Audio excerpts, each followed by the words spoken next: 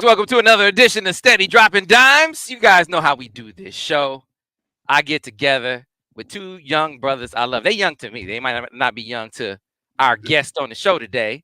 Young Maj might consider them to be the old men in the club, but these are my young brothers. I watched them come up knee high from a bullfrog. At least as prospects. At least as prospects. I watched them that young, watched them go from boys to men. First as high school All-Americans, then as college standouts, now as grown-ass men doing their thing in different lines of work. Starting off first with Mr. Devin Gardner, who is an outstanding analyst so outstanding for Fox Sports. Not only do they put him on the college games, they put you on the UFL games too, man. Look, how about that for versatility? Yeah, I'll just do what I can to show my value and my versatility. The more you can do, the more you can do. And Mr. Daniel Horton, a proud dad of a soon-to-be Wolverine. So that goes above all else now, right, Daniel? Yes, sir. That's above everything now. I don't care about my career or my time. It's one thing about one thing and one thing of my daughter becoming a Wolverine. So I'm excited about it. Yeah, we got so much to cover. We're going to be getting and we're going to talk some spring ball. Dusty May, the impression that he made this is Dusty reaching back and communicating, connecting with the former players. You remember he got in front of the media and he said in his introductory press conference, and he said, I'm just a steward of this program. I'm just the lead. I'm just heading it up now. You guys built it and you guys are going to be a part of it. And he made it a point to reach out and connect with as many former players that want to take part. So we'll get into that a little bit later as well. But first things first, we have to offer a hearty thanks to our proud presenting sponsor, Destination Ann Arbor. When it comes to all things in Washtenaw County to do, places to stay, places to eat, events coming to town, Destination Ann Arbor, they are truly your tour guides to all things Washtenaw County. That means Ann Arbor, of course. It also means Ypsilanti. It means Chelsea. It means Dexter. Everything that's going on in this area. So you want a great steakhouse? Go to Destination Ann Arbor. You want to know the best hotels to stay at in the area? Go to Destination Ann Arbor. You want to know events coming to town? Go to Destination Ann Arbor. We're going to tell you about a great new opportunity on Ford Lake. When we get into the My Ann Arbor segment, we're also going to show you another clip from our most recent My Ann Arbor tour around Washtenaw County, where Devin, yes, he won his foaling matchup with the crew. So I know every opportunity he has to mention that. We're not going to show that this week. We're going to show Devin. Because see, Devin is he's so good as a commercial guy that I heard from his man Dinar. And Dinar's like, man, if Devin can do that, I could do that. You need to get me on the show, Sam. Right? So I'm gonna show you, but I'm gonna show you that it's gonna be a tough act to follow, trying to be a marketing entrepreneur like one Mr. DG, because he did a great job talking about Golden Limo. So we'll get into that a little bit later. But fellas, we kicked this off with, was he our first guest?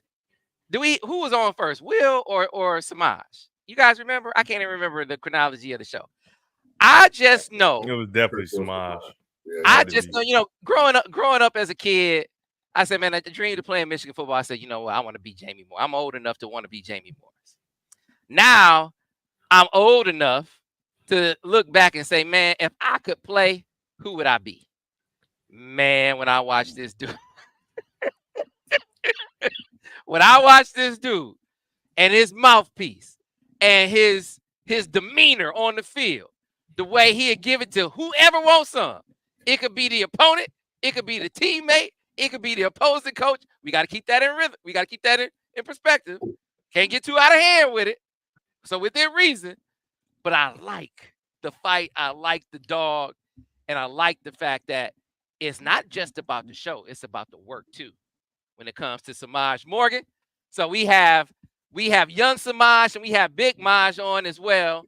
Coming on the show tonight, talk about the camp, talk about spring ball, talk about first year at the University of Michigan. So, Ben, if you can pop them up into the show. Producer Ben, who does such a great job on the ones and twos. We appreciate that. So first things first, want to welcome Big Maj on. How you doing this evening? Semaj, how you doing, man? I'm doing good. Doing good. Can you hear me? I can hear you now. I can hear you. That's because you're on that droid. See, the droid is the way to go. And then Right. we have we have young Maj on as well. Semaj, how you doing, man? Good. How y'all doing? Doing great, doing great. So we got a lot to cover. Glad to have you guys back on Steady Dropping Dimes.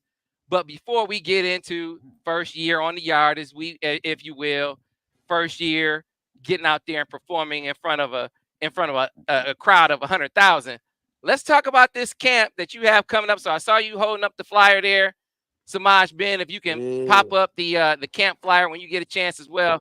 Tell us about the camp that you have that you about to put on, Semaj.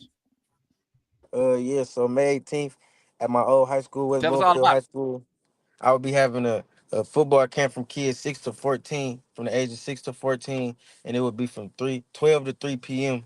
And it's gonna be, just a great time. It's gonna be a lot of food, a lot of competition, and a lot of kids there, and it's gonna be like a lot of my teammates and stuff there too. We just want to give back to the kids, teach them some things, teach them a few things, and just have fun. And we know a lot of kids look up to, I know a lot of kids look up to me and some of my teammates and stuff. So we just want to be there for the kids, help them for anything they need, and just be great role models to them.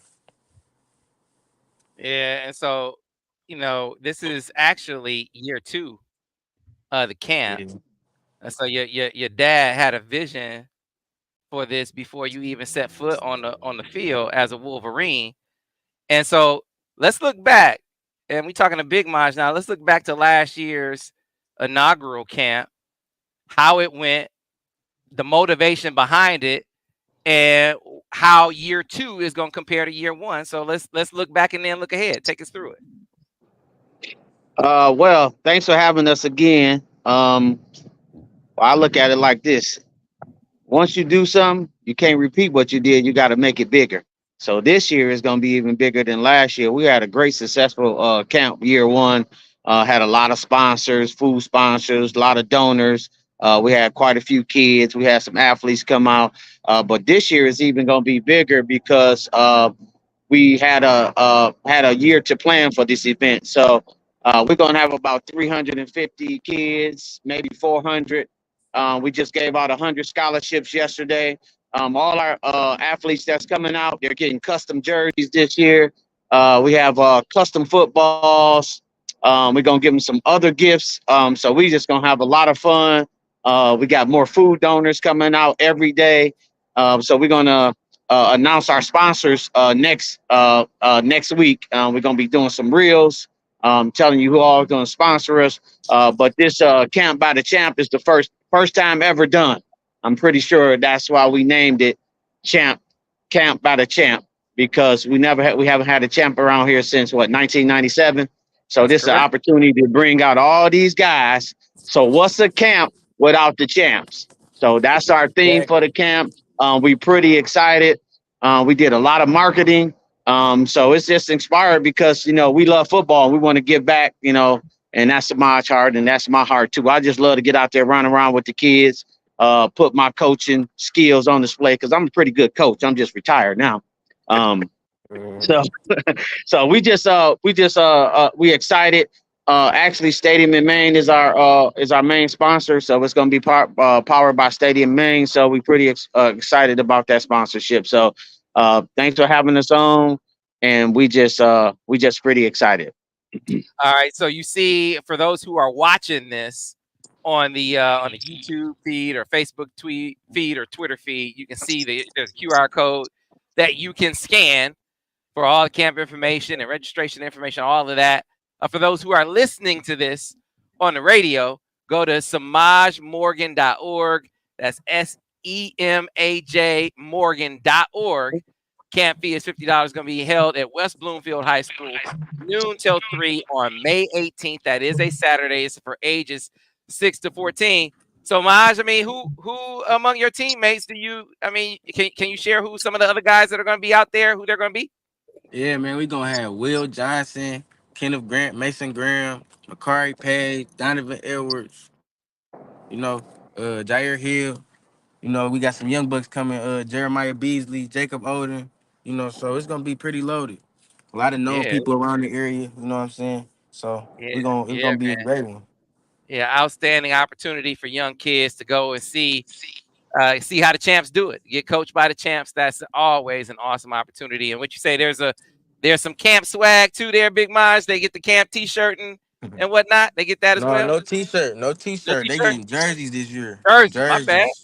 Jerseys. Okay. Last year they had t-shirts, but this year we like, no, we want to go bigger. You feel me? So we better than we was last year. So we gonna be way better than we was last year with everything. All So now they right. get jerseys, camp by the champ. They gonna have numbers on them, everything. So we trying to go all out for the kids. All right. So you see it again. The QR code for those who are watching, you can scan it for the camp information. If you are listening, semajmorgan.org.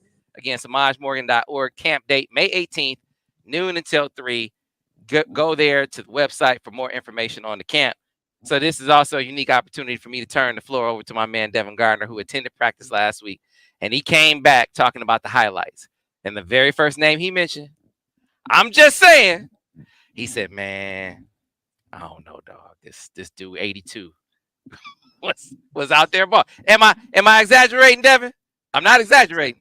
I mean, he played good, man. What do you want from me, man? Like, what are we talking about? Like, I mean, I'm just, I'm pretty happy and proud of Semaj, and because I've seen him since he was a young kid.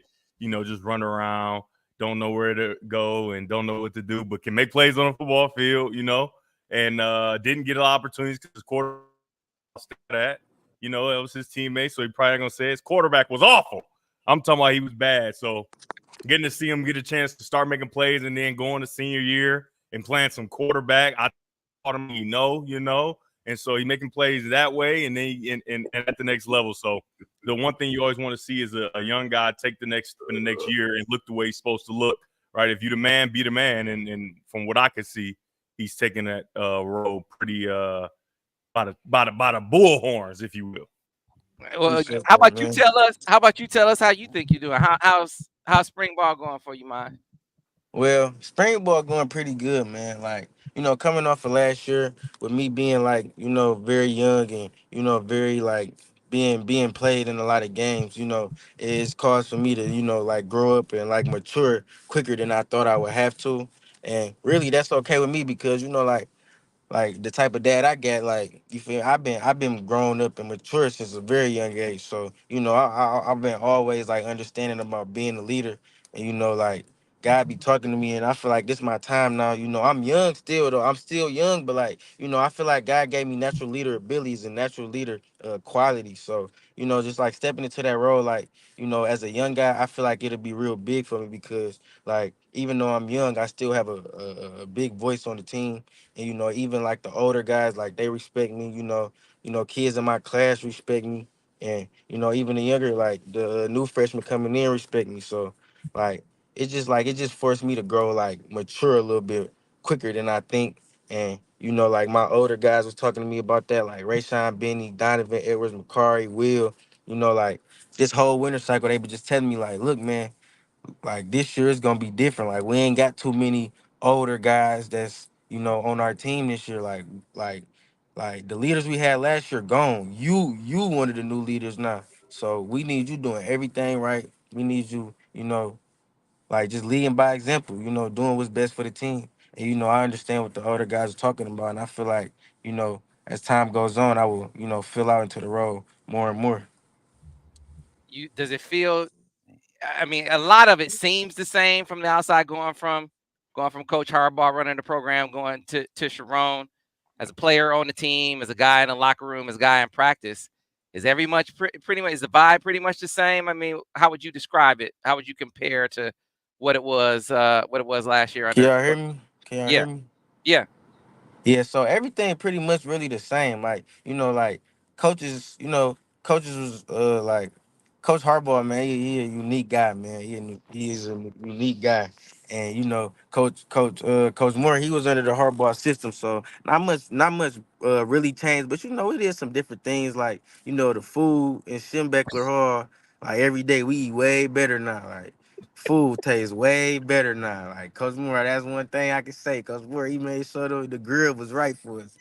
But it's some different things going on. But like far as the football field, it's pretty much ran the same. It's very organized. Very detailed, and we all about one thing, and that's our business. So you could just tell that coach Moore, he ready for like the position that he's in, and like I couldn't really think of nobody else better for this, to be honest. DG, Daniel, y'all got anything for the young fella?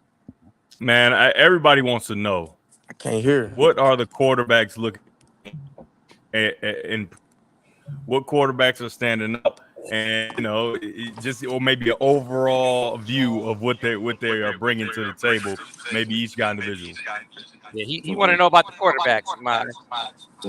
Man, the quarterback. So I feel like every quarterback got their unique, quality about themselves. Like Orgy, like Alex, man. Orgy, he just a freak athlete. Like he just like anything you can think about in a football player, he probably can do. You know what I'm saying? Then we got Davis Warren, like strong, powerful arm. He real fast. He be running 22 miles per hour, like whenever we run and stuff, like sprints. Like he real fast, got a real powerful arm. Then we got Jaden Denegor. He can throw the ball real accurate. He big. He can run. He can run you over. You know what I'm saying? He gonna get that first down when we need it. You know what I'm saying? And then we got Jaden Davis. Jaden Davis, although very young, he's very well rounded. And I will tell you, he's not scared to throw the ball. And that's something that I love about that's something that I really love about a quarterback. You're not scared to throw the ball. I don't care what the coverage is. I don't care who on me. If I feel like if you feel like the person in front of me not better than me, throw me that ball. And Jaden Davis, I feel like Jaden Davis understand that at very young, but just like he young, so he gotta know what he doing in the playbook a little bit more, things like that. But to be honest, with our quarterback situation, they really battling it out right now. Like, it's no first string right now, it's no second string. But like them guys really battling it out, and I can't wait to see who wins. But whoever wins, I'm cool with either one because each guy has Because really Ma's great gonna get that qualities rock, about huh? themselves. Oh, Ma's gonna get that rock. Right. All right. So Hey how man, I about this? can't hear. Yeah. And we need you to take your I droid back can't over there. hear. I bet you Semaj is on the iPhone. I bet you on an iPhone. So take that droid Yeah. back over there so you can hear the droid.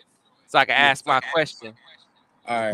Who do you match up against? Let's take Will Johnson out of the equation because we know Will's a baller. Who are the DBs that are giving you work in practice? I know you probably winning most of the matchups, right?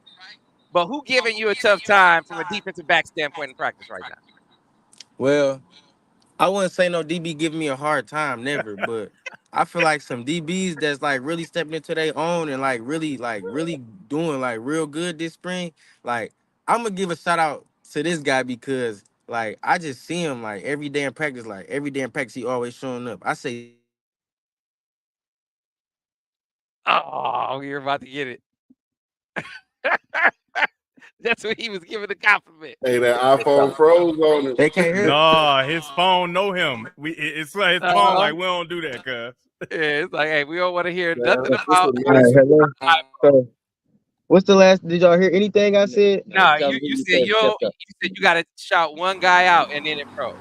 So who is All that guy? right, so the God, I guy I want to want to shout shout out out was was Zeke Luke Berry, Berry, man. man. He He always always been showing up in practice, man. He been doing real great this spring, man. And you can really see he's gonna be one of our guys this year.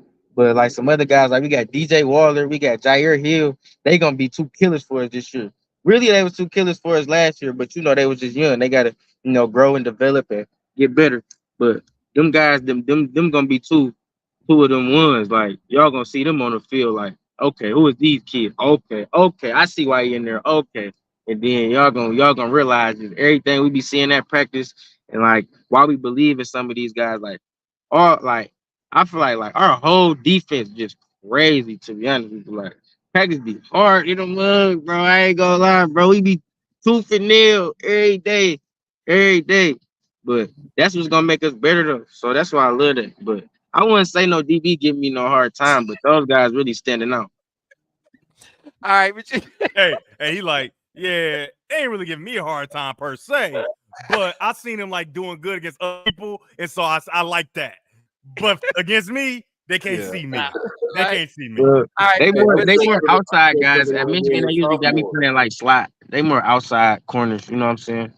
okay, so but you mentioned Zeke But me and first. Zeke be going at it though, for sure. Me and Zeke be going at it.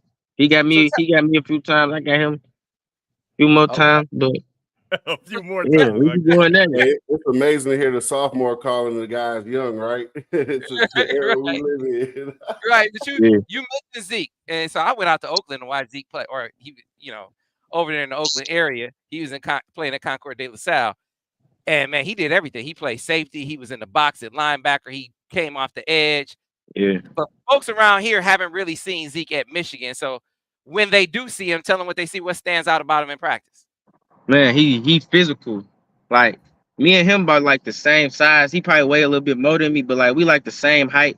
He gonna throw his body in there every time. He gonna come down, try to hit you, make the tackle. Like me and him be going at it like when we block. Like when I like, cause like blocking real important for us at Michigan. So like every day at practice, we make it like very important for us to go out there and block our hardest. So like Zeke, he real physical. He know what he doing, and he can just play like. Like you see somebody like, okay, yeah, he can just play. You feel me? Like Zeke can just play, and like he real smart and stuff too. So he gonna be right, man. I'm telling you. Okay, okay, all right. So, hey, Devin, I mean, you can identify with this as a quarterback.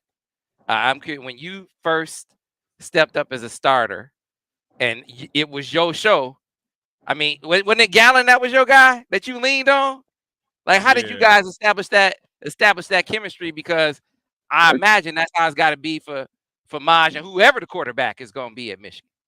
Yeah, well, for Gallen, it started the day I started playing some receiver, right?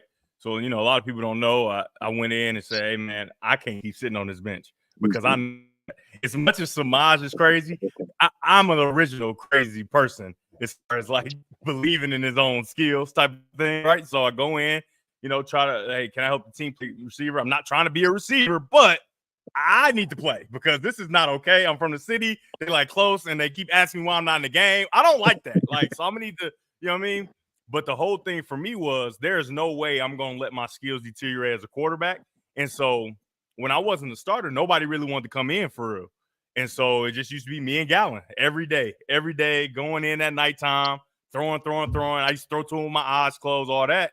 So once Denard got hurt and I became the quarterback, everybody's thinking like, oh man, he ain't played quarterback in a little bit. Wrong. I've been playing quarterback every night. Y'all just didn't know I was playing quarterback, right? And so by the time I get in, everybody like, dang, why he only throw to Gallen? And I throw to Roy sometimes. And me and Roy joke about it all the time. Roy didn't want to come in. I was young, right? Roy like, man, come on, man. You ain't even the starter. I ain't coming in with you late night. But Gallen wasn't getting as many touches, right? So we had kind of a connection on like, man, I want to eat. You want to eat. We ain't eating. So let's eat right now. So maybe later, maybe, we don't know for sure, but maybe we'll get a chance. And that's what happened. And so, and obviously 500 yards, 326 for him, all that later. It all came from late nights.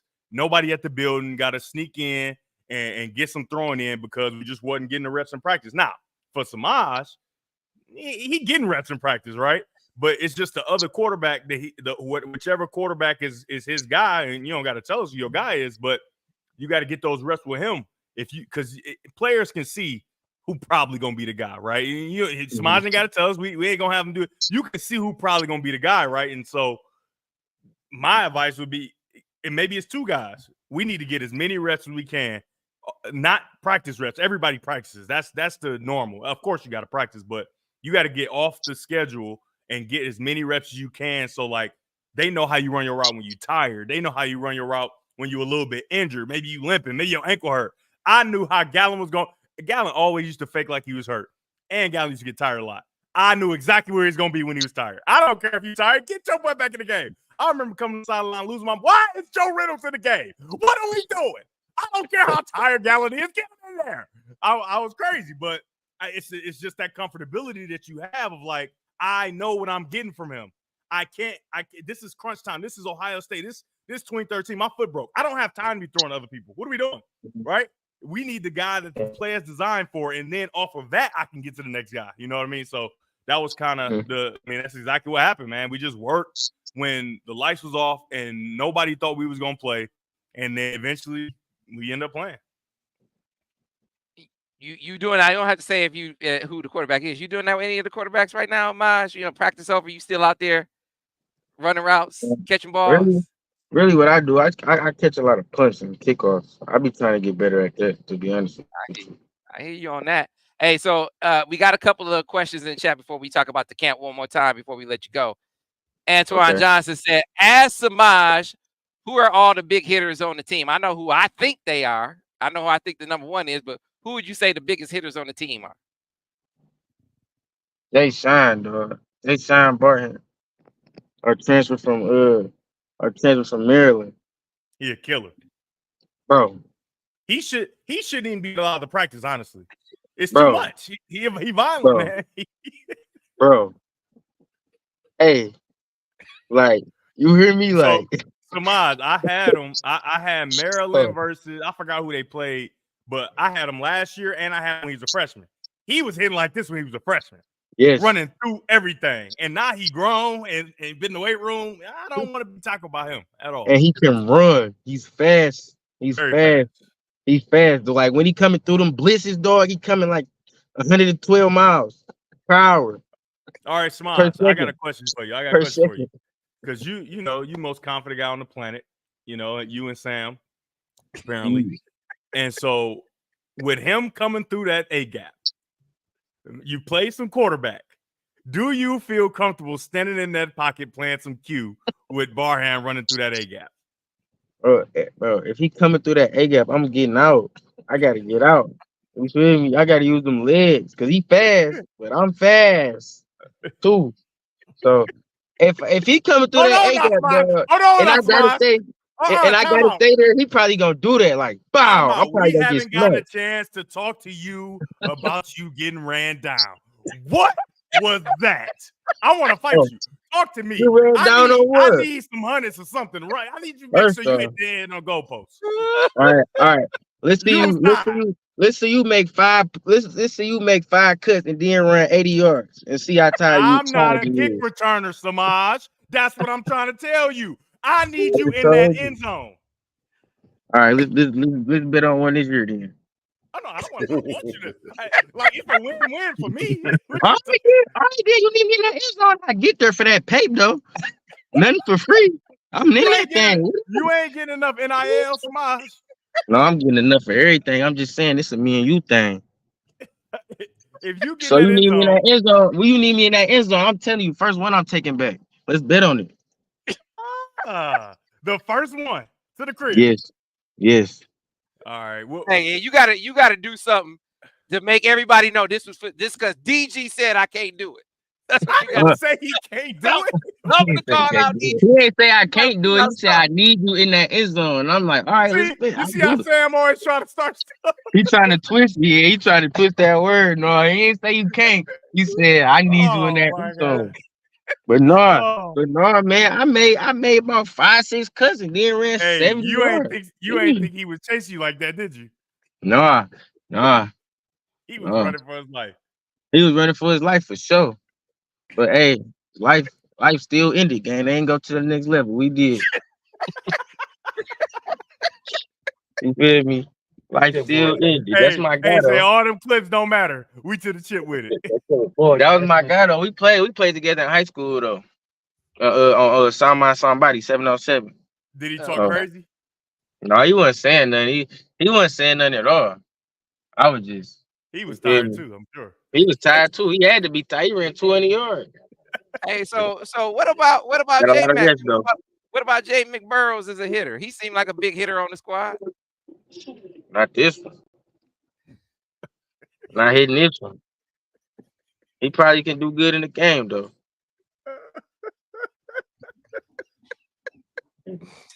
Oh my God! Biggest hitter? No, the biggest hitters is our linebackers probably. That's what it is. Hey, Semaj, hold on.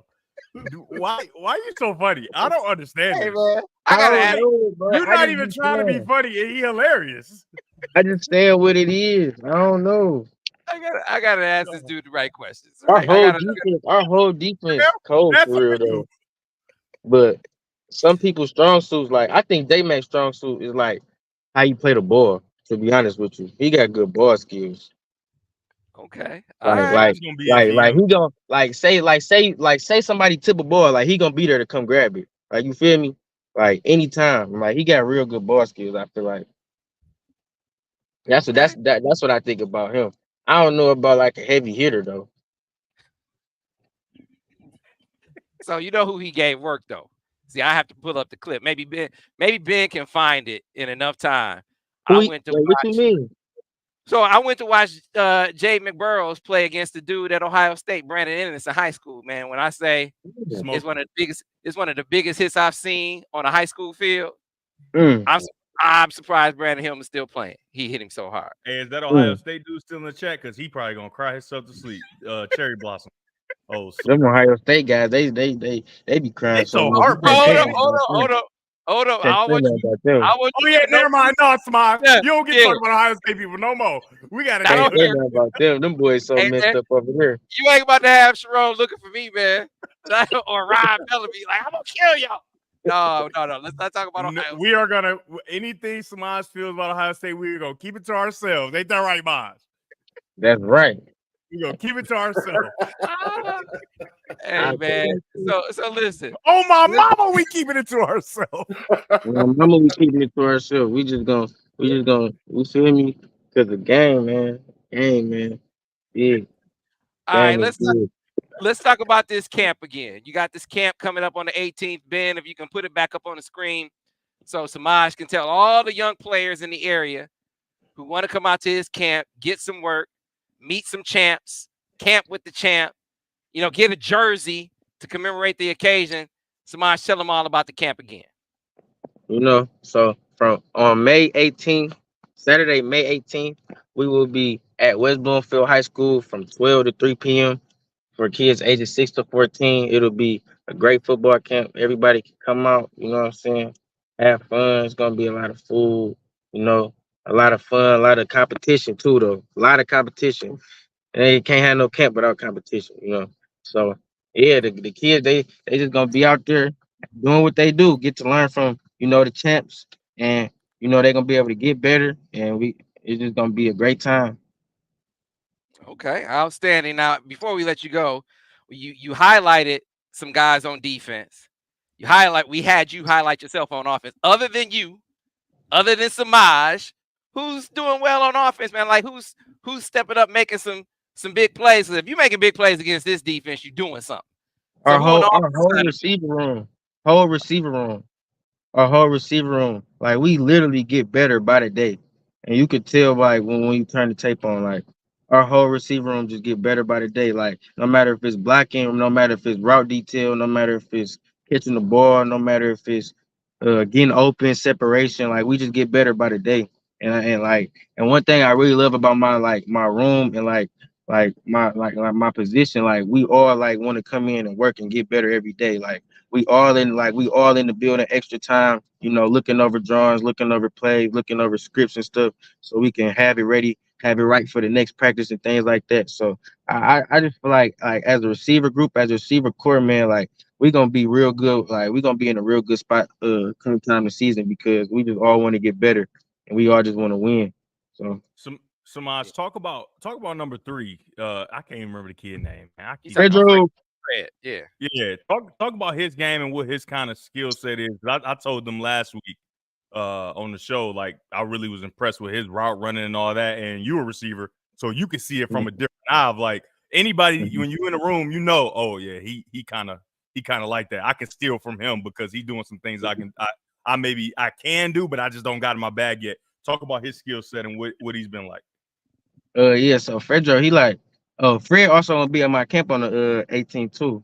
But and he has a camp on the 25th in St. Louis too. If anybody listening that's in the St. Louis, Illinois area over there wanna slide to his camp. But yeah, so Fred, man, he probably one of y'all ever seen Jerry Judy run routes? That's what I said. Dog, Yeah, that's exactly who I said last week. I said you look like Jerry Judy.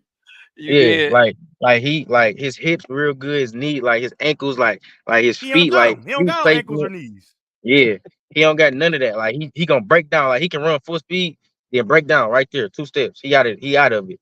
And then he can track the ball real great too. Like and that's great. Like us being young, like we got a lot of great qualities with us being young.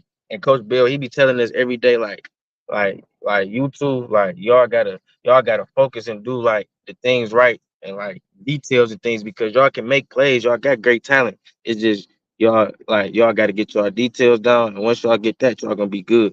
So like with Fred, man, like Fred, it's a lot of upside to him. He tall, he fast, he can catch the ball, he can run great routes. You know what I'm saying? He understands football. Like a lot of like no, I'm not saying nobody on our team, but a lot of receivers like they pretty good, but like they don't really understand football. You know what I'm saying? But like that's a great thing about Fred. He really understands football. He a real student of the game too. So he got everything on the field and off the field. So Fred, y'all gonna see him this year. He gonna be popping off. Got you.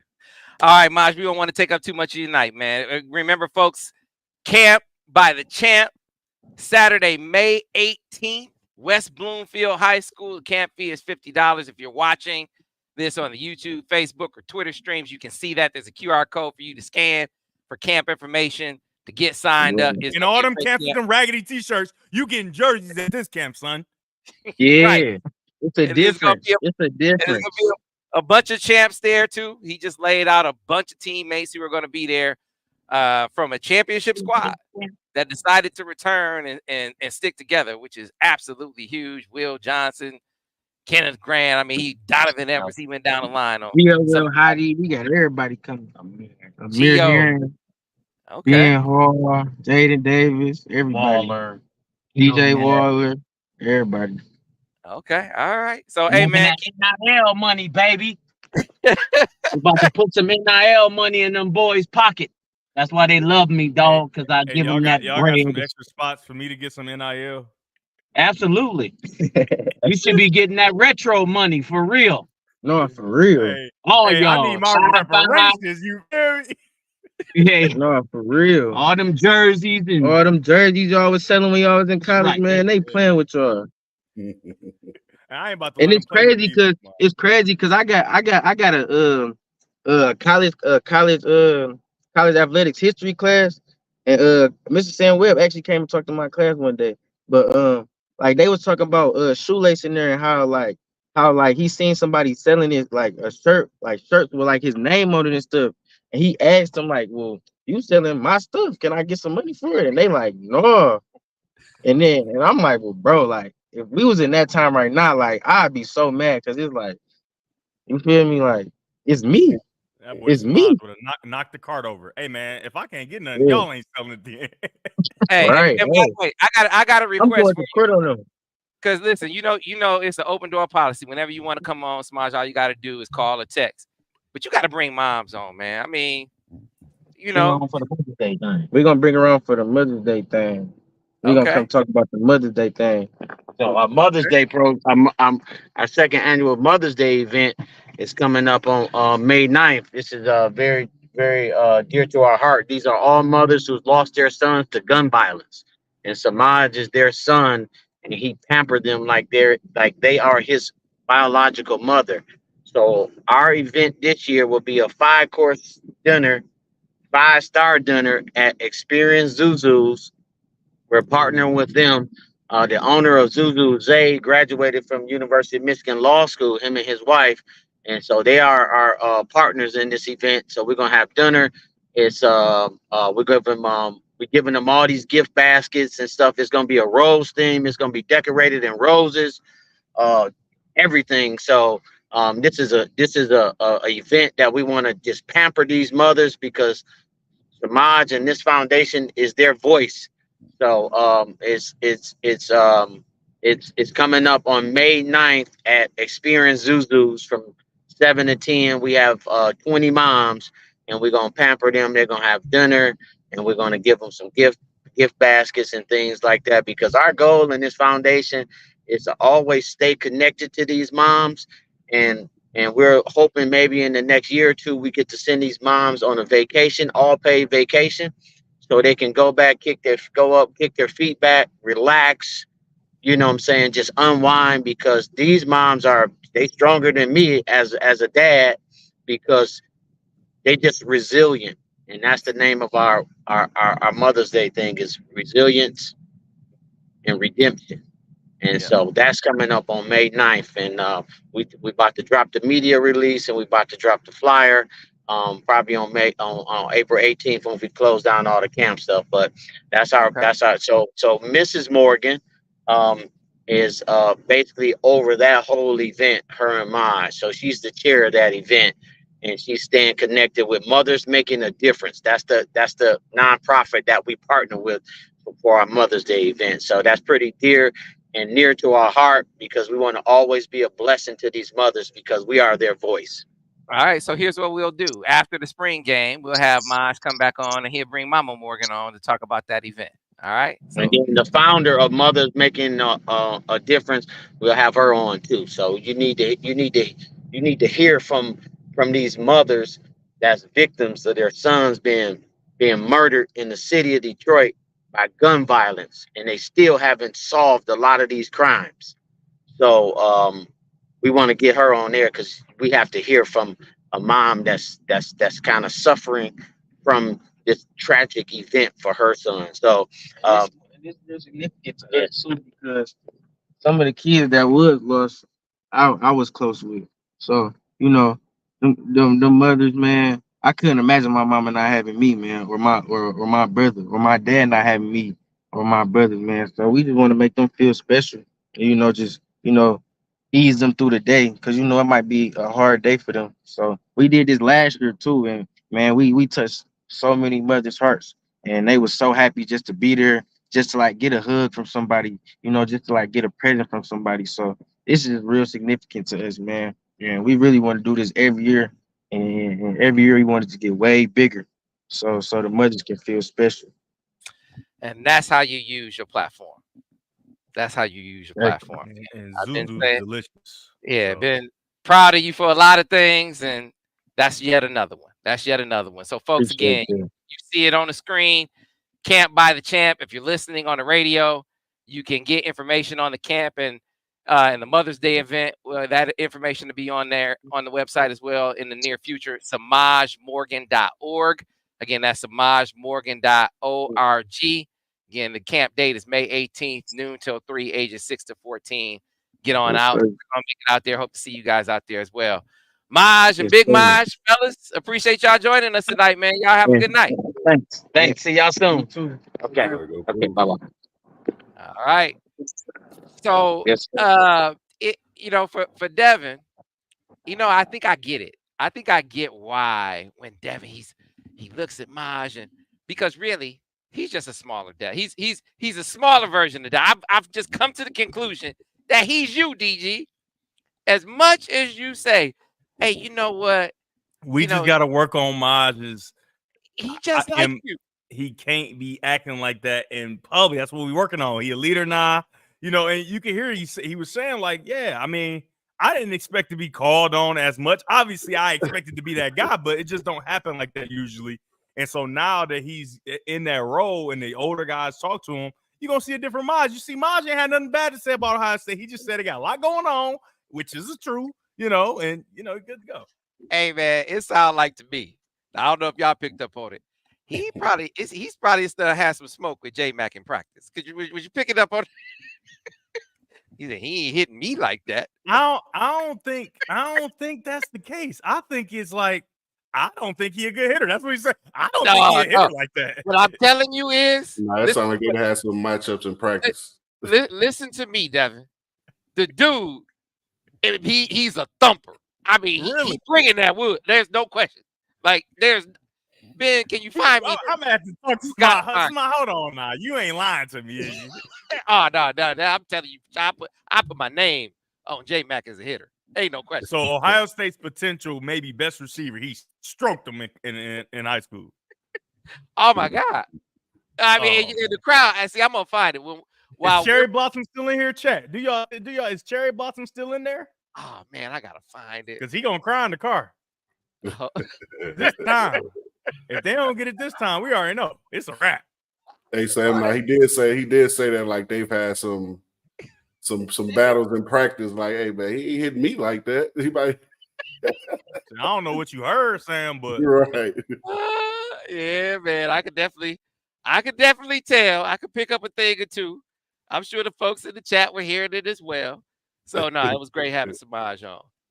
And I tell you what, he seemed to be like, hey, these quarterbacks, man, he likes a lot of them, but Orgy, he said about Alex Orgy, what a lot of those guys say about Alex Orgy, just physically, he does things that the other guys can't do. And I'm sure you saw that at practice, DG. Yeah, of course. I just love that without having had conversation with Semaj, he gives the exact same comparison for the wide receiver whose name it just continues to escape me. And it like when I'm telling you, I don't even know his name yet. He needs to start making plays on Saturday, and then we're gonna learn it.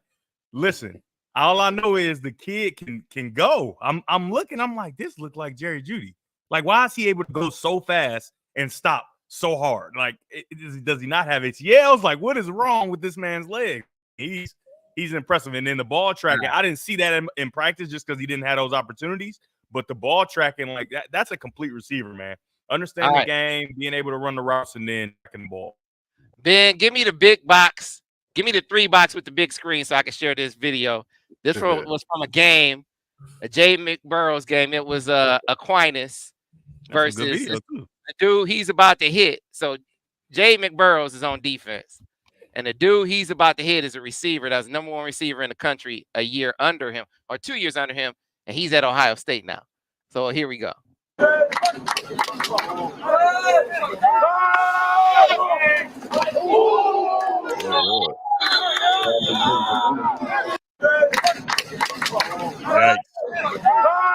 hurt.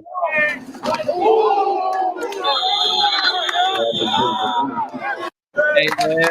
One more time. I got critique. Hey, I got one critique, Sam. I got one critique. When you make that hit like that, you got to drag your balls over his head when you get up. You have to. It's a thing. It's a real thing. Like, you can't go the opposite way. You got to, like, have your body still, like, heavy, and then, like, crawl over to his head, maybe knee him in the helmet a little bit as you go. That's just a common thing, but he'll learn that as he continues to make those types of plays. He'll learn that and understand that, you know, you just got to finish the play. He didn't finish the play is what I'm saying. Who, the receiver? No, McBurrows. McBurrows. You say he's supposed to like use him, like mush him in the ground as he gets up. You make like that. You gotta so you're going this way, right? You're going this way, right? You gotta go, and he's down, and you gotta drag your balls over his head. Is what I'm saying. Yeah, I got you. And now let me tell you. And so my point is, he hit like that. He was making hits like that like all the time. So that's not a dude. That's not a guy who can't hit. Nah, brother. We gotta make sure he finished though. It's important. It's important. You got to finish. So here's what we got to do. So before we segue over to basketball, we got to talk about our friends at Destination Ann Arbor and what a great My Ann Arbor episode our friends at Destination Ann Arbor sponsored for us recently, where we went to 5 of our favorite places around Ann Arbor and we rode around courtesy of our friends at Golden Limo. Before we bring you a clip from the latest episode, Ben, would you please drop that track?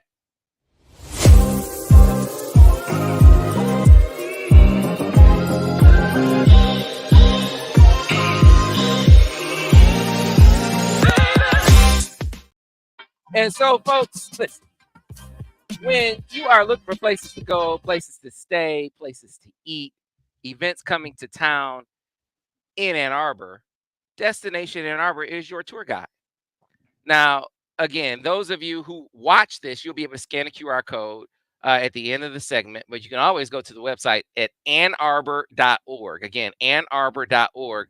So they will always keep you abreast of the best places to eat. I mean, all the best steakhouses throughout Washtenaw County, all of the great hotels throughout Washtenaw County, the great events that are coming to town. Destination Ann Arbor is your resource. And so how do we expose you? How do they expose you to some of those places? They say, okay, let's get with some of the student athletes at the University of Michigan and have them be the tour guides. That's how My Ann Arbor was born. So they signed up Will Johnson, who took us around the 5 spots. They're going to sign up some more student athletes, not just football student athletes, mind you. They're going to be signing up athletes from other sports to take you to their favorite places around Ann Arbor.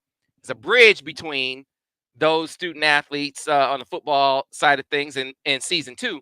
They said, hey, fellas, from the Droppin Dimes crew, can you take us around to some of your favorite spots? And we did that recently. You saw some clips as well. We want to highlight, though, who took us around.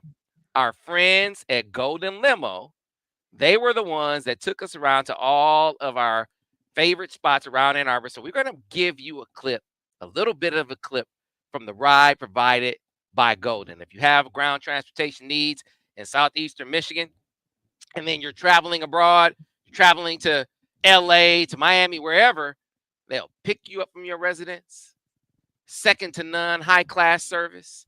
Then when you land at your destination, they'll have a car waiting for you. And the same thing in reverse. Carry my bags doesn't happen with Golden Limo. Oh, where are they? Are they late? No, it never happens with Golden Limo. Always 15 minutes early.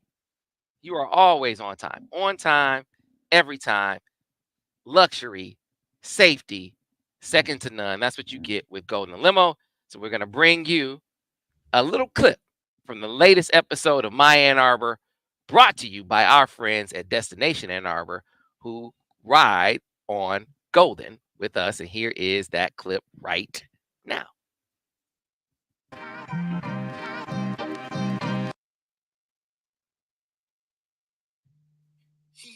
Devin and Daniel my number. Tell them whenever they're in town. That's my Give girl. me a call. She was really So she's cool. a fan. She wants to.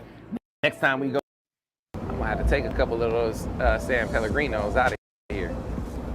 That's your jump. Oh man, that sparkling water.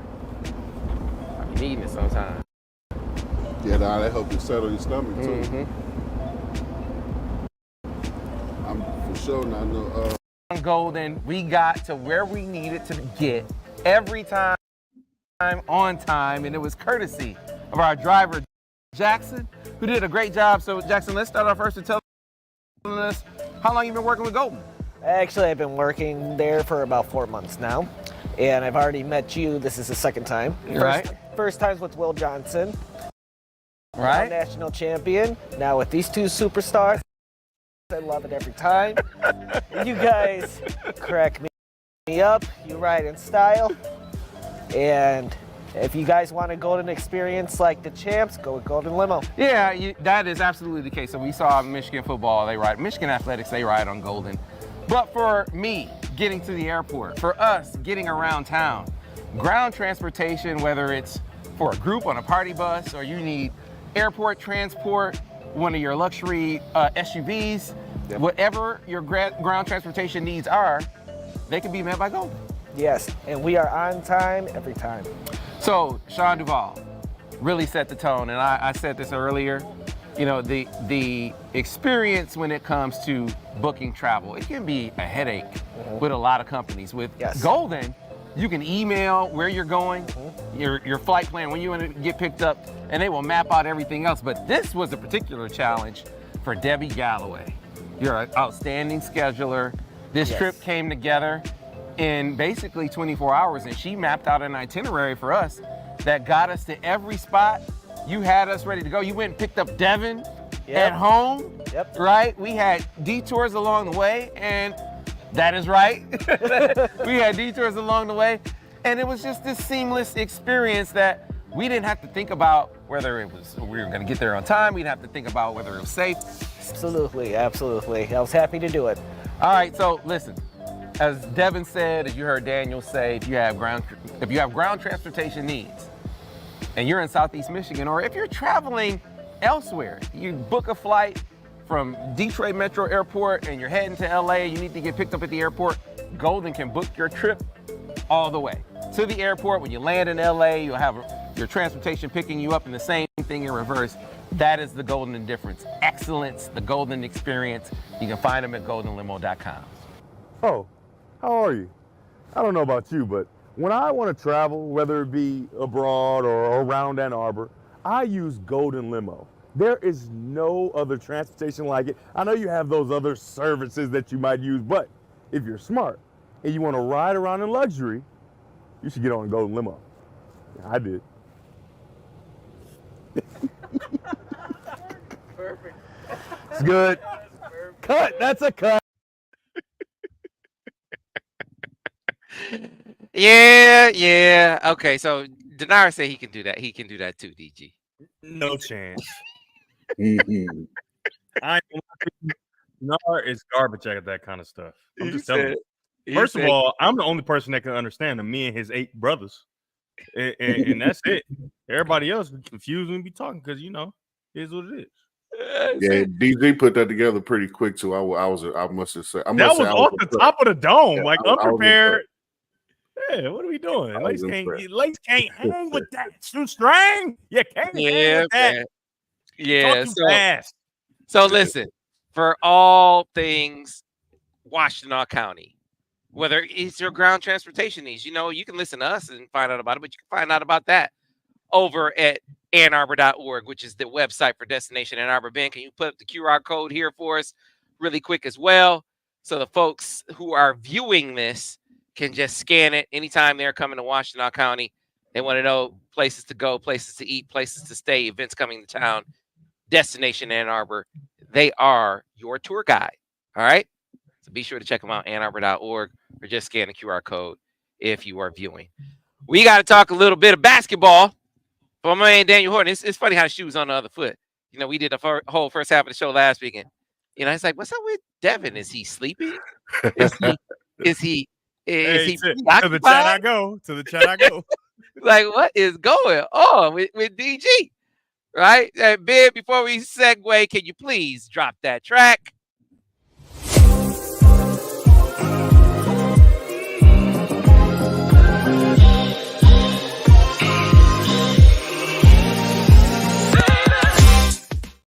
So before we get over to basketball, see, people want to know my opinion on this whole Cole K. Dot thing. I am a huge J. Cole fan. I make no bones. I think J. Cole is the best rapper in the game today. I agree. I think he's one of the top 5 of all time. They had me do they had this thing going over on the message board. Who are the top rappers all time? I had Biggie at number 1. I had Rakim at number 2. I had Nas at number 3. I had Jay-Z at number 4. And I had J. Cole at number 5. I don't respect no list where Jay-Z is not top 2. Well, I don't know why. Top 2 in front of who? In front of you gonna have all of them dudes you name. Hell no. Hey, man, all of them dudes you name. It is impossible to put Jay-Z ahead of Nas after Nas destroyed him. Impossible. No. Yeah, he did. Yeah, he did. Yeah, but it ain't impossible to put him in front. Yeah, it is. Yeah, it is. That one song alone. Just because Buster Douglas beat Mike Tyson. Mike Tyson. You compare him. That was hand-to-hand combat. He got lucky some night in Tokyo where Mike Tyson probably got drunk the night before and just showed up to the fight because he was fighting Buster Douglas. That's not matching up with Nas, who might have the best debut album of all time. Look, let's not get detoured, please. So Illmatic is better than Reasonable Doubt? Illmatic is better than Reasonable Doubt. Oh, yes. my God. Yes, Illmatic is better than Reasonable Doubt. You Illmatic for that. And Reasonable Doubt is a classic. I love Reasonable Doubt. See, but you the type of guys, if you say something is number 2, it's like you saying number 2 is terrible. I'm not saying number 2 is terrible. I can go for a Reasonable Doubt out right now. You got him at 4. I got him 4. So you gonna put him ahead of Biggie? Yes. Oh my God. Jay-Z wouldn't even put himself ahead of Biggie. Are you kidding me? 2 albums. Because he died. Jay-Z went platinum like 11 straight summers. You're gonna downgrade the man because he died. Yes. Are you kidding me? Hey, but the dude got 11 straight platinum albums with 11 straight summers. You don't get no. Come on, man. Biggie would have had 11 straight if he didn't die. Daniel, we came with him. Sorry. Listen, Jay-Z wouldn't even put himself ahead of Biggie. Jay-Z even called him the best. That's because sportsmanship, stuff like that. And I got Tupac on my list. I got Tupac. Hey, if I say a big verse, I'm only bigging up my brother. He gave it to you already. I got Pac on my list. See, people, I got Pac on the list. Do you got DMX in your top 10? No. No, DMX is not a top 10 rapper of all time. You're Are you crazy. kidding me? You're You crazy. smoking. Who had a better You're run than DMX? You're crazy.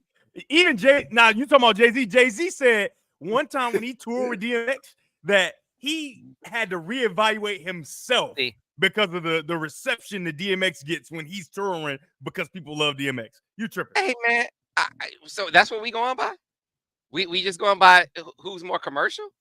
Now I like DMX, but he is not a top 10 rapper of all time. How you don't have Wayne in your top 5? That's another Yeah, one. what about Like, Wayne? So, how are we getting off on this? Don't laugh. Ain't I nothing got funny. I got Wayne up high, but I don't have him top 10. See, I You don't cannot. got Little Wayne. I'm top 10. trying Wow. to not show your age. Sam can't But be see, trusted. you didn't even know who Rakim was. Who did? I Oh, I'm know about to say that Rakim must be was. Devin. I said I don't know Rakim. what he looked like. So I like man, you gotta understand. I don't You even gotta know what have that man looked like. Them ABC rhymes, Sam love that. Them old school. No. See, I now like you that. don't know Rakim. Now you don't know Rakim. Rakim was not an ABC rhymer. It was I'm ABC just joking. rhymer. I'm not gonna do that to Rakim. Rakim is legendary lyricist. I'm not gonna do that to him. Yeah, don't do him like that, man. He's the one who changed it from ABC rhymes. There was a before Rakim and an after Rakim. When you legendary storyteller. When you change a genre the way that he did, come on, man. When you change the metaphorical sophistication of an entire genre, you need to be you're an elite. You're a titan. That's why I got him at number 2. So man, this is another show. See, I don't want to derail this show too much. And we got a lot of non-rap fans listening right now. I'm gonna get Rakim on this show. See, y'all done sped that up. I gotta get Rakim on here to say, man, That'd you be really super dope. realize how Rakim is a they legend. disrespecting. Stop it. Come on, man. I'm getting frustrated over here. Sam flexing just because he can get Rakim. Like, okay. I'm gonna get Rakim on this show. You still ain't got on this I show. don't think you got that clout like that. Yeah, okay. Where's Chili? Now Where's Chili? Well, see that's because her brother decided to back out after he backed out in an agreement. I can't make the man follow through on his promise. He said he was gonna get Chili in the tent. Contacted her, he never followed through. I don't know if Zeke is in the thing right now. Chili. But anyway. Like chili, like the chili, like Usher chili. Chili, yeah. Like Usher chili. You didn't hear that show? So Chili's brother is a huge Michigan fan. Huge Michigan. Wow. Yeah. And Sam act like and I still ain't seen no chili except in a bowl. And so Zeke said, his brother Zeke, he said, hey, his name's Hassan. And he said, hey, if you can get us a tour of Schembeckler Hall, Chili will be up there. I said, man, let me tell you something. I don't call Jim Harbaugh and ask for much. And I damn sure don't make any promises on his name. But I'm promising you right now, we can get Chili a tour. Like I'll call Jim Harbaugh up right now and say, Jim, hey Jim, we doing this.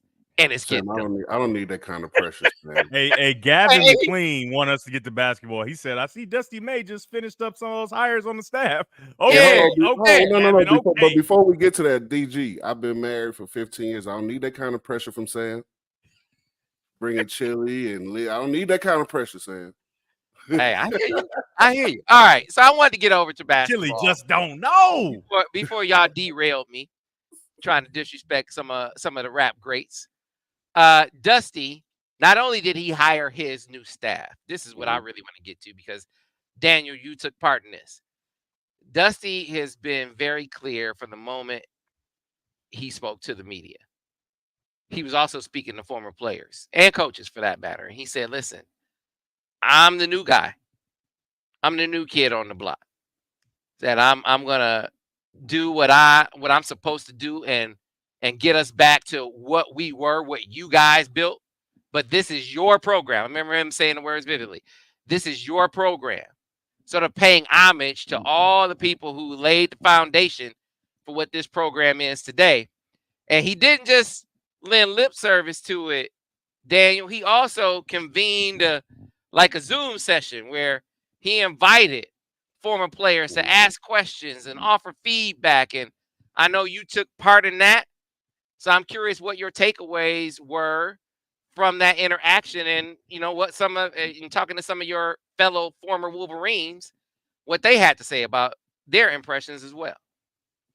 Yeah, no, it was a really good session, right? It's really unprecedented. I can't remember any time in my years of being affiliated with Michigan basketball ever having a session like that where we got to sit down as like an entire brotherhood and speak with and have a chance to ask the coach questions. He didn't cut his time, or he didn't really mince words. He was pretty honest and straightforward about what a lot of the things that were asked. And my takeaway from it is that it's from a basketball perspective, it's going to be about what caliber of players he's going to get in, and just listening to the guys on the call, I think all of us are very committed to doing whatever we can to help Dusty succeed, whether that's on the recruiting trail, whether it's NIL, no matter what is the brotherhood, as we're starting to call it, is definitely fully and firmly behind Dusty, and hope he has great success. Were you able to glean anything about whether it's his approach to recruiting, his approach to the portal, his style of play? Were there any sort of nuggets as far as approach in any respect that you can share, that he shared with you guys? Yeah, no, he's definitely hitting the recruiting trail pretty hard, and he's extremely focused on NIL, like you spoke of before him. When you spoke with him in his interview, he said he's going to be 25-35% committed to NIL. He's very serious about that. Like he's definitely want to help put together the resources necessary to attract the right type of talent, and that's very encouraging. I know for me personally, I asked him a question about recruiting high school, and he's reaffirmed the fact he's going to have a focus on. He's always had a focus on recruiting high school. He said his last recruiting class had 5 or 6 guys, and 4 of them were high school kids. So as a guy at the grassroots level that works with high school kids and kids coming through the system, that was very encouraging, because you hear a lot of coaches tell you the exact opposite. So it's I think it's going to be very exciting. I'm interested to see how the support he gets to build the program. I think he's going to do really well. Yeah, man. He's it's funny. There are some top 2025 prospects out there. I know he talked to Trey McKinney already. I think that was maybe the first prospect he called. But since then, there's been very little conversation, reporting. Whether you can gauge it in who's tweeting, you can gauge it in the calls you make. Talk to people on the circuit, it's almost non-existent, the chatter in the 2025s, and there's a reason for that. Yeah, he's focused on it now. Yeah, he's focused exactly. That's exactly the vibe that I picked up on. He is hitting the portal incessantly. They are all over the portal, different guys. And if he's not talking to portal guys, to your point, Daniel, he's talking to and meeting with donors. Like, you got to have NIL in this day and age, man. If you don't have NIL, why are you even talking to the guys? And so that is a very clear approach. You know what? I was talking to a coach about it.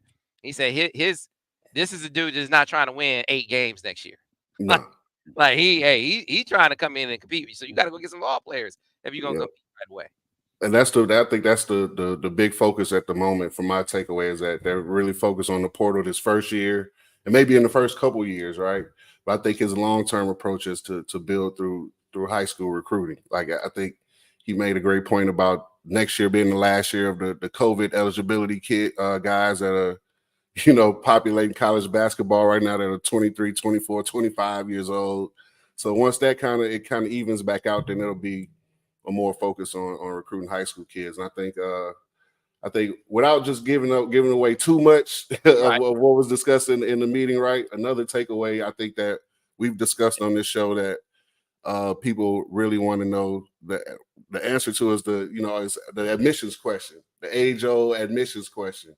Hey, is admissions going to work with you to do, to get guys in the school? And he can't say yes. He can't give you an answer. I don't think he knows he can go out and recruit guys that fits the Michigan profile. I don't think he's ever going to be able to say, hey, yeah, admissions going to work with me, because the honest answer is they're not. Like, the University of Michigan is not going to change their standards, their academic standards for the athletic department. And that's just the way. That's the way it's always been. That's the way it's always going to be. Those people that are in admissions, they, you know, they have a reputation and a job to do as well. You know what I mean? And part of that is maintaining the academic reputation and academic standards of this prestigious university. They're not going to lower that for basketball or football or any other sport. So those were probably the two biggest takeaways I took from it. Yeah, without obviously getting he probably, I don't know if he was able to get specific with you guys at all, but I know you've seen some of the names that have popped up as far as portal, portal prospects that he is involved with. Any of them jump out to you, Daniel, that you're particularly intrigued by? Well, I don't want to speak ill of anybody, of any kid or any player, but you're talking to a guy I'm not a huge fan of bringing guys up from the mid-major, lower major level up to a program like Michigan in a conference like the Big Ten, because it's so many, you have to do so many things to be great at this level. And I think unless you're a guy that's like an NBA level talent, then, which I think John L. Davis is, I think he'll do well in Michigan. But like for the most part, when you're trying to bring guys up from that level, man, you're taking a big gamble. Like that, coaches think that it's a more sure shot than recruiting a high school kid. But you have guys that have developed habits in other programs. You never know what. Like, and they try to mitigate some of that by having conversations and studying guys before they offer them. But I mean, I can't really give you a clear answer on that, because it's still new, right? It's only a couple years into the process. So we'll see in 5-10 years, like, hey, what does the data look like for success with filling your recruiting classes with transfer portal guys? Right now, it's still too early. He's looking at we know he's looking at some FAU guys. You mentioned John L. Davis, for instance, but he's looking at Vlad Golden. Have you been able to watch many of the guys from FAU, and specifically a guy we know he's bringing Vlad in for a visit? Yeah. You watch him at all? What do you think of him? He's a good player. Big kid with size, mobility. Really fits what Dusty's trying to do offensively and defensively as well. Like I said, Sam, it's a different animal playing in the Big Ten. It's a different beast player. Like, I have guys that coach kids that were 20-10 guys at the mid-major level, transferred to Ohio State. Just had a 20-point per game kid transferred to them from the Southland, and you don't know that, right? Because he didn't play much last year. It's the same. It's like that around the country. Like, you have guys that put up big numbers and look like great players at smaller programs, but when you get to this conference in this league, man, it's totally different. So I don't want to say I never look at those guys and be like, hey, he's going to do well. It's a given he's going to do well. He's going to come in and have to work, and if they have the right development and the right attitude and the right focus and approach to playing it at this university and in this conference, and they'll have some success. But I never come in and be like, hey, man, this guy, he's going to shoot. If he transferred to Michigan, they got him one. Like, you have to reserve that for guys who are NBA talents that come from other major programs. So that's how I look at it. Well, here's what I would say: if you weren't filling 12 spots on the roster, I might be a little more picky. You know what I'm saying? I might limit it to just Power 5 guys, because you can find guys within the Power 5, maybe not playing at Michigan's level, but they can play at like a lower level Power 5, and you give them an opportunity in a high major program. Like, a perfect example is Cam Spencer from UConn. He was at Rutgers, man. Yep. Before that he was like at Loyola, Maryland or something like that. But he at least competed at Rutgers. Now, I can't tell you that I knew he was somewhere before. I didn't even know he was where he was before Rutgers. And I certainly didn't expect him to be what he was at UConn, because he was a ball player for them. So to your point, you can find some guys in the Power 5 of Michigan. Dusty got to get 12 guys. Yeah, no, for sure. You want to balance your roster and fill your roster out, and it's not a knock. Like I said, it's not a knock to anybody that Michigan is recruiting. I'm just giving you my overall philosophy to recruiting and how I look at it. How Dusty looks at it is completely different, obviously, right? So like I said, I'm all in. Whatever they decide to do, I support, and I'm all in. I just, like I said, for me personally, like, you have to. If I'm bringing guys to the University of Michigan where the lights are extremely bright, you got to have a real game. All right. Before we get out of here, I got to get you guys' thoughts on a couple of national stories. Happen to be basketball, but Devin can comment on this. Hold on now, Sam. I got a video that Ben needed to put up, because on this chat they talking crazy, talking about could I dunk? Could I dunk? What are we talking about? I am a 6'4", 6'3", and 7/8 athlete, and at that point back then, I was 38 and a half, 40 inch vertical. What are we talking about? Don't disrespect me. Who said it?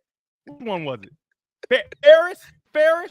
Don't disrespect me, Ferris. This dude went in 5. Don't disrespect me. I just don't put it out there because I'm past my basketball time. But I am throwing the 3, right? Firstly, and secondly, I'm dunking on players that played at Michigan. That is Eso Ekune getting dunked on and his face screamed in by yours truly.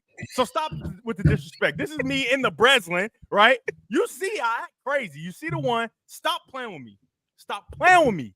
That's because I get in the chat when it's basketball time. That's because I ain't really in it like that how I used to be. So stop playing with me. How did we wind up here? Now, We've been in the chat. We've been in the chat, kind of doing our thing because I'm here so I don't get fined right now. And when y'all get to basketball, and so Ferris just acting crazy. I don't know why he gets attacking me like so this. You know how ironic it is now to listen to you get frustrated with Semaj. Semaj is just like you, Semaj you. Hey, Daniel, I don't think I've ever dunked on somebody and didn't scream in their face afterwards. But not loud, but like I made it look like it was loud, but I really was just it might have been loud. You're supposed to. Hey, listen, I don't get why are Buckeyes here? Why are Buckeyes? Because they lame. They got all them good receivers, and it just don't matter, and they sick of it. Steve Cherry. At this point, Stephen Cherry is a fan of Michigan. At this point, yeah, I mean, I love it that you rock with Dimes. You know we talk bad about Ohio State around here, right?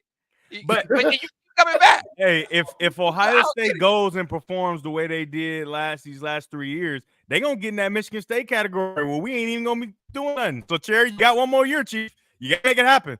If you don't make it happen this year, you go in that Michigan State category where Sam, who can't stand them, don't even want to mention them no more. Because at this point, he feels bad for talking about somebody and kicking them while they down like that. So enjoy your time, Cherry. Enjoy your time. I wanted to ask you guys on the way out, how about Dawn, man? How about Dawn going undefeated with a new starting 5, beating one of the best?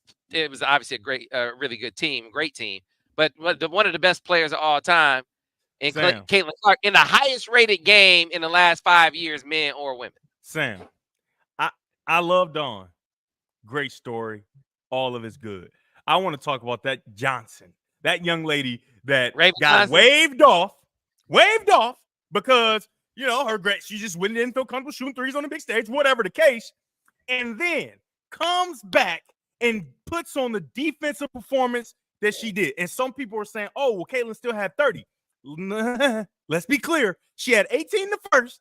When Raven Johnson started Gardner, she only scored 7 points on Raven Johnson. And one of them was a 3 where Raven Johnson got screened very well. She got an open 3. The other one was a little putback off of a screen. Other than that, that's only Raven Johnson is the story because that is demoralizing on a national stage with social media. It got played over and over and over. And then the caliber of player that Caitlin Clark is, anything she does is played. And she did that to that girl on the national stage, and she could have curled up, went away, and she came back and said, I got her. I love it.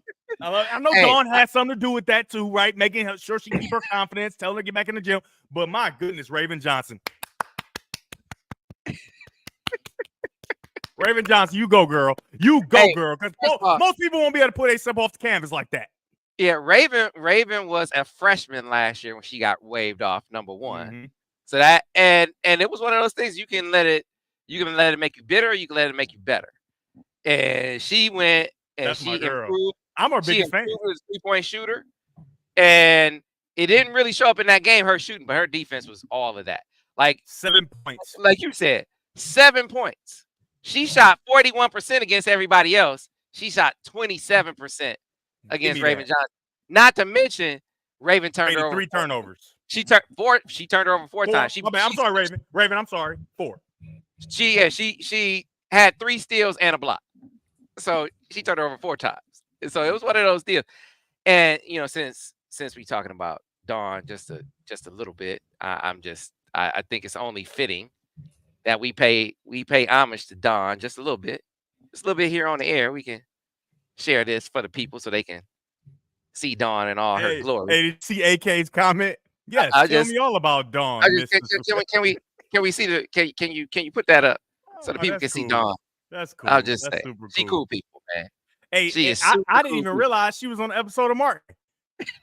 Remember the episode of Martin when they tried to play the USA women's team? The WNBA, the USA Olympic women's team. When they were supposed to be playing against Gina and Pam and another friend, and Gina and Pam went and got Dawn them, and they got down on them. We got to pay the my knee. All right. Well, Daniel, before we move on, I got to get your take on it, man. I mean, to lose all 5 starters, go undefeated, win a national championship, beat one of the greatest players of all time, one of the greatest runs we've seen. Yeah, for sure. They're recruiting and winning at a level that we've seen the likes of UConn previously, Tennessee previously, Baylor when they had Brittany Griner and Odyssey Sims and crew.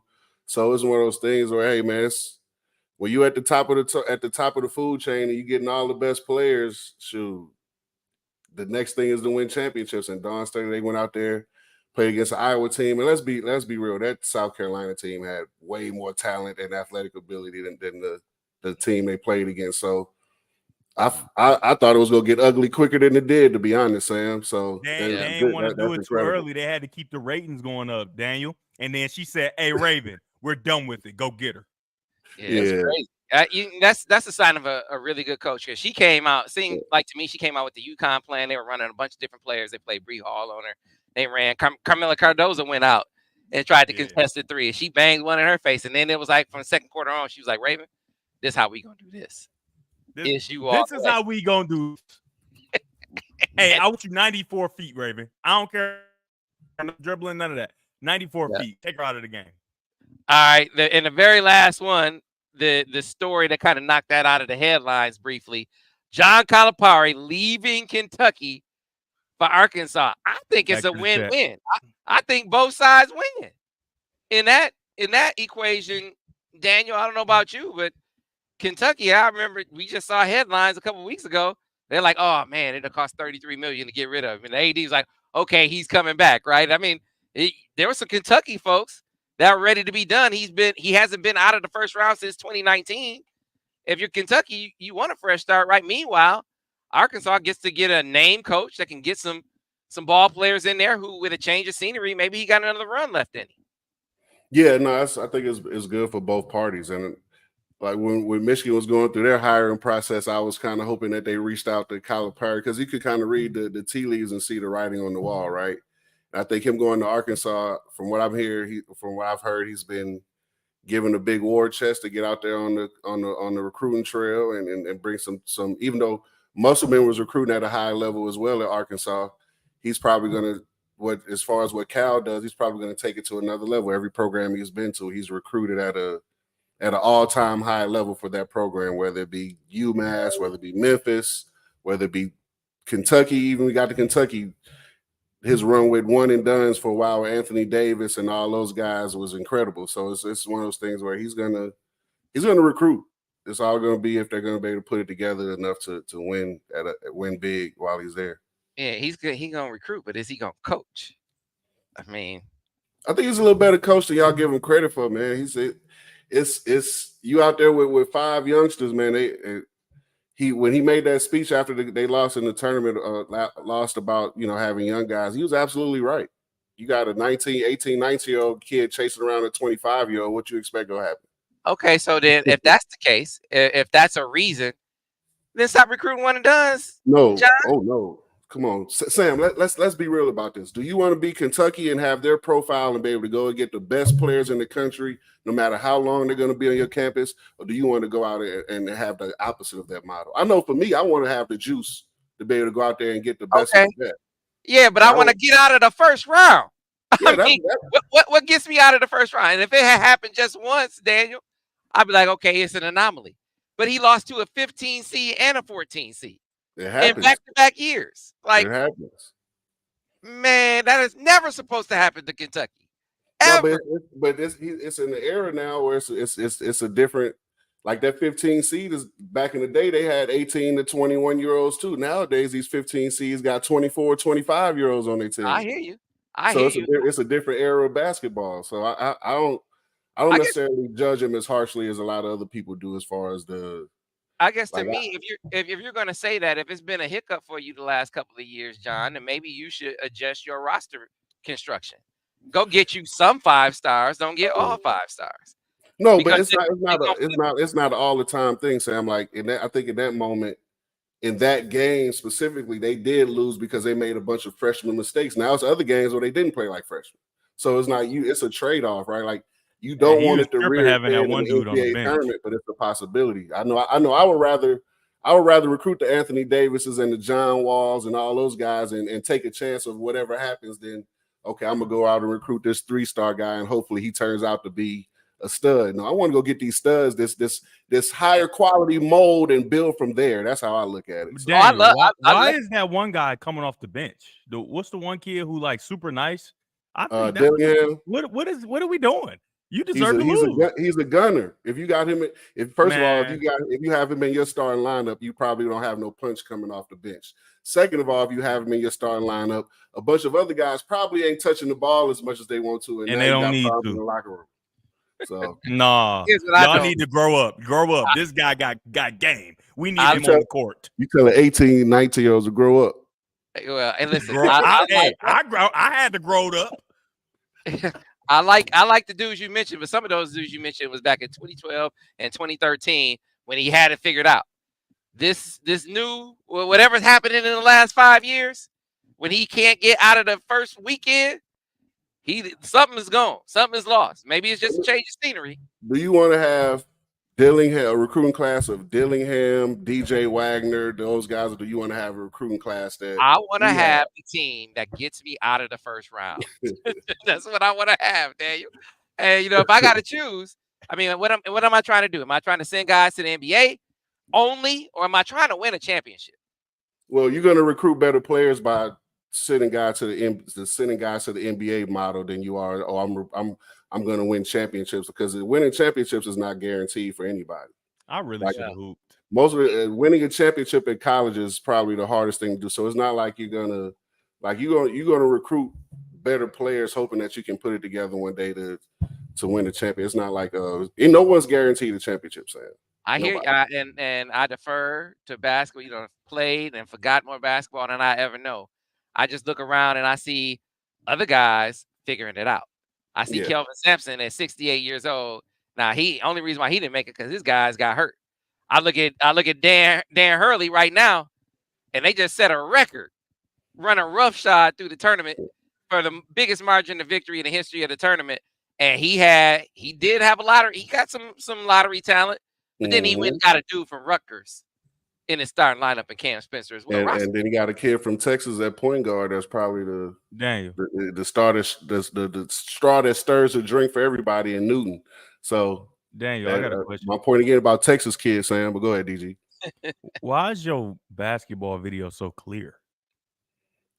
Oh, I have no idea. It's such good footage. Like, why is your video so clear? You're supposed to be old and grainy. Like, what? Why is your high school footage with you ain't even hit your growth spurt yet? Why is it so clear? I don't like it. Why is this video so clear? You got this video enhanced, didn't you? Ain't no way we should be able to see this clear. Nah, man. That's how you know Daniel was super nice. Big time program. People were recording him before people was doing content. That's how you know he was nice.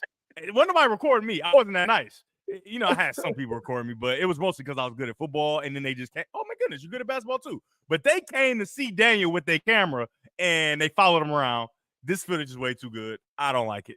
You just saw NBA Hall of Famer in one of them videos with Darren Williams, man. It was, hey Sam, 10,000 people at the game for a high school. I need Daniel's football highlight. That's what I need. So they show up for the basketball games like they do the football. Well, not quite like the football game, but still packed houses, right? Yes, sir. Yes, sir. All right, we packed 20,000 in Reunion Arena to play Chris Bosh's high school team. Okay. All right. Well, listen, you guys know we could do this forever. But then we couldn't have another show for you if we just kept going right now. So we're going to pause for the cause, come back next week, but remind you, when you take a trip to Washtenaw County, or if you live in Washtenaw County, your tour guide to all things Washtenaw County is Destination Ann Arbor. Whether it's a place to stay, what hotel should I stay in? What steakhouse should I eat at? What events are coming to town? What ground transportation service should I use? Golden Limo. All you got to do is check out our friends at Destination Ann Arbor. Go to annarbor.org. That's annarbor.org. Or if you're viewing this episode, just scan that QR code. How do I get a tour of Sam Webb's house? Destination Ann Arbor. You don't see. Well, it depends. If it's Dawn, I mean, or Chili. You ain't. You crazy. Sam, I mean, my wife would. Sam trying to not have dinner tonight. My wife would give it a tour. My wife would give it a tour. Oh, okay. You my wife clean that up. I see you cleaning that up. My wife would give it a tour. I'll have my questions approved by my wife before the show. See, exactly. You learn these things when you marry and when your wife is not buying it. I tell this story real quick, man. We went to people who listen to me on the radio. They've heard this story. My wife, a couple of times, man, she's embarrassed me publicly. We went out to, I think it was Applebee's one day. And the waitress, she brought over, like, you know how you have the chips and dip, or you have like the nacho. And then the waitress said, do you want some pico de gallo? And she had the little roll. She said, pico de gallo. And I said, ooh, say that again.